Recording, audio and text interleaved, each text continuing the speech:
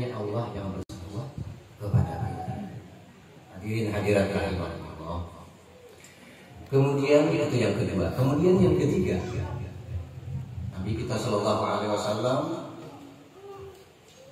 diriwayatkan oleh Aisyah radhiyallahu anha. Ujar Aisyah radhiyallahu anha, pada suatu malam di waktu sahur aku duduk sedang menjahit pakaian. Dan sewaktu aku menjahit pakaian, kebetulan lampu padam. Sedangkan jarum gugur ke lantai. Masuk Rasulullah ke dalam rumah, maka mengeluarkan cahaya yang luar biasa sehingga jarum yang gugur ke lantai itu bisa didapatkan oleh Aisyah radhiyallahu anha. Dan Aisyah pun berkata, alangkah bercahayanya engkau ya Rasulullah. Lalu Rasulullah Shallallahu Alaihi Wasallam berkata kepada Aisyah, wailullah ya Allah, celakalah orang yang tidak melihat akan wajahku. Kenapa? Karena wajah Rasulullah itu sangat wajah. Ujar Nabi, celakalah bagi orang yang tidak bisa melihat wajahnya. Sayyidah Aisyah radhiyallahu anha berkata, man hum ya Rasulullah, siapa orangnya yang kau melihat wajahmu itu? Nabi kita menjawab, man lam yusalli alayya idza dzakara ismi, ai idza dzukira ismi. Orang yang tidak bisa melihat wajahmu adalah orang yang tidak berselawat kepadaku ketika namaku disebut. Jadi ada 3 cerita yang sangat memperkuat akan ucapan-ucapan kita untuk membaca salawat kepada Nabi Sallallahu Alaihi Wasallam. Nah, hadirin hadirat rahimahullah. Kemudian yang ketiga, orang yang tidak melihat wajahnya di antaranya adalah at-tariqu li sunnati. Orang yang meninggalkan sunnah. Meskipun ia semasa hidup mengamaliakan satu amaliah agar dia bisa bermimpi dengan Rasulullah, tapi dia meninggalkan akan sunnahnya Nabi, maka niscaya dia tidak akan bisa melihat akan wajah Rasulullah Sallallahu Alaihi Wasallam. Ada seseorang diberikan satu amalan dari seorang guru, lalu diamalkan amalan-amalan itu, dan faidah dan fadilatnya amalan itu bisa bermimpi dengan Rasulullah. Memang menjadi kenyataan bisa bermimpi dengan Rasulullah, tapi di dalam mimpinya dia tidak bisa merasakan wajahnya Rasulullah. Kenapa? Karena dia meninggalkan sunnah. Karena meninggalkan sunnahnya Nabi Sallallahu Alaihi Wasallam. Jadi kita pilih mana sunnah yang ringan, yuk kita sama-sama kita amalkan. Apalagi umpamanya kita sudah diberikan Allah kemampuan bisa mengamalkan sunnah yang ganal-ganal, yang berat kita gawi, makin bagus. Di antara sunnah yang paling ringan, yang kadang membebani kita, bahkan saat ini sangat kita tinggalkan, yaitu memakai imamah, memakai surban. Pada dengar kita memakai surban, itu adalah salah satu sunnahnya Nabi yang sangat ringan, yang sangat mudah. Hanya kita andap di atas ini sudah cukup, sudah kita melapaskan atau melakukan sunnahnya Nabi Sallallahu Alaihi Wasallam. Di dalam hadis tidak ada menyebutkan bahwa orang yang pakai imamah itu mesti orang yang mampu untuk jadi imam. Tidak ada dasar dari hadis Nabi Sallallahu Alaihi Wasallam orang yang memakai imamah itu bisa ceramah. Sesuai dengan hadis Nabi, ta'ammimu fa innal malaikata ta'ammama. Pakailah imamah, sesungguhnya para malaikat itu seluruhnya malaikat itu pakai imamah. Mudah benar kita memakai imamah, pakai surban. Kita pakai surban dalam hati kita, niat kita mutaba'ah kepada Rasulullah Sallallahu Alaihi Wasallam, mengikut Nabi Sallallahu Alaihi Wasallam. Lebih-lebih itu pada hari Jumat. Kalau hari Jumat itu kita usahakan pakai imamah, pakai suban. Seandainya nih ada kesulitan kita pakai suban, kalau kesulitannya misalnya umat anak di hadapan kita, waktu hendak berdiri sembahyang hanya kita pakai. Itu ada hadis Nabi Shallallahu Alaihi Wasallam, rak'atan bi imamatin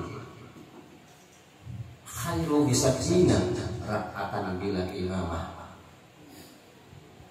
2 rakaat sembahyang dengan memakai surban, meskipun surbannya hanya di pohon dulu, ada dililitakan di kepalanya,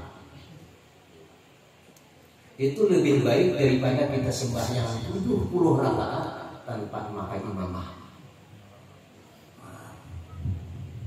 Ini syiar sembahyang dengan pakai imamah 2 rakaat. Si B sembahyang tanpa memakai imamah 70 rakaat. Banyak dapat ganjaran pahala 6 orang yang memakai imamah hanya 2 rakaat dibandingkan orang yang sembahyang 70 rakaat tanpa imamah. Jadi kita hilangkan sifat malu sukan itu.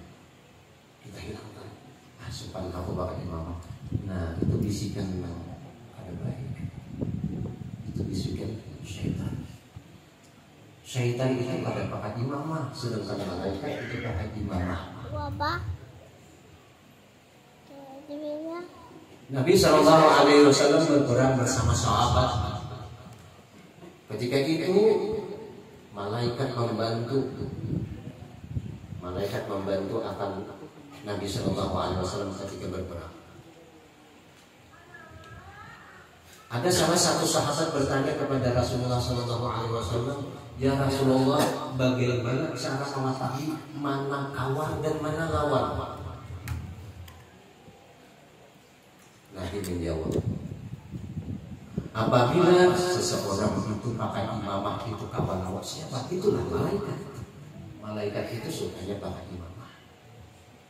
Jadi niat kita mutabah kepada Nabi Shallallahu Alaihi Wasallam. Kita pakai imamah itu mutabah kepada Nabi Shallallahu Alaihi Wasallam. Kita biasakan. Ini adalah sunnah yang paling ringan yang mudah kita amalkan. Kadang ngalih, kadang bacaan, kadang ada berbimbingan untung tengah. Dapat kita sudah ganjaran pahala dari Allah Subhanahu Wa Taala. Hanya kita gantungkan di atas imamah sudah mendapatkan pahala. Nah, hadirin hadirat rahimahullah.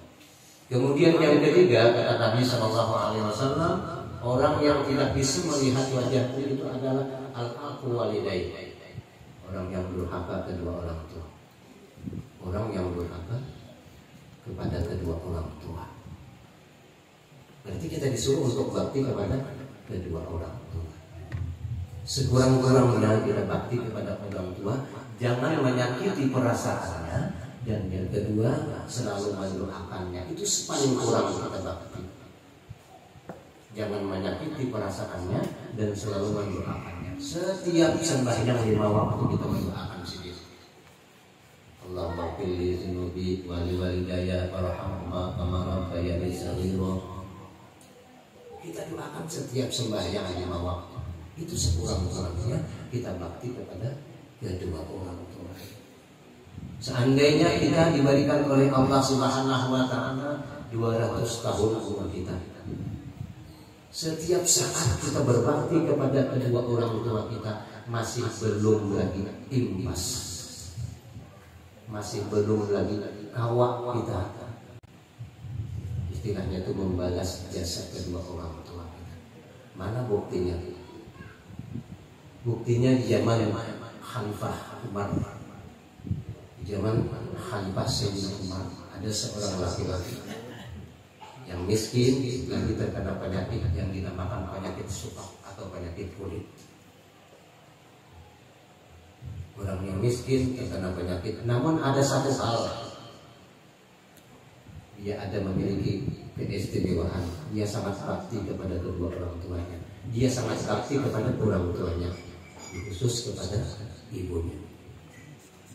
Dia seorang laki-laki yang miskin, terkena penyakit, dan dia hidup bersama ibunya yang sangat tua. Tua benar. Hendak makan disuapi, hendak minum diminumi, sangat bakti si laki-laki ini. Pada suatu hari si laki-laki ini minta, si ibunya minta kepada si laki-laki dari anaknya, anakku, hari ini aku meminta kepada engkau satu permintaan yang terakhir. Permintaanku adalah bawa aku ke Mekah untuk melakukan ibadah haji. Orang yang miskin, terkena penyakit, dan ibunya dalam keadaan ada di sebelah jalan. Sehari, 2 hari, seminggu, 2 minggu, yang ada di pemikirannya seorang laki-laki, bagaimana cara untuk membawa si ibu untuk melakukan ibadah haji ke kota Mekah. Karena seorang laki-laki ini berada di kota Yaman.